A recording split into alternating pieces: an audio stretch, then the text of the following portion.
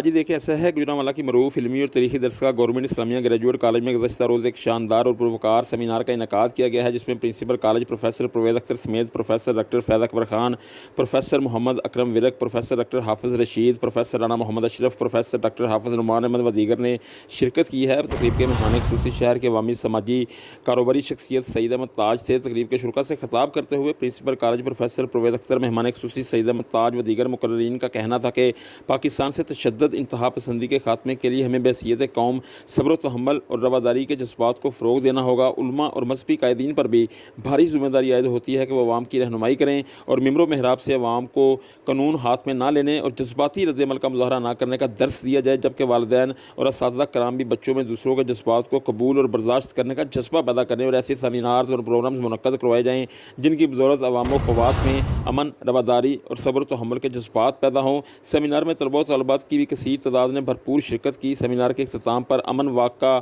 اہتمام بھی کیا گیا اور نمایاں خدمات سر انجام دینے والوں کو آزادی شیلڈز بھی دی گئیں۔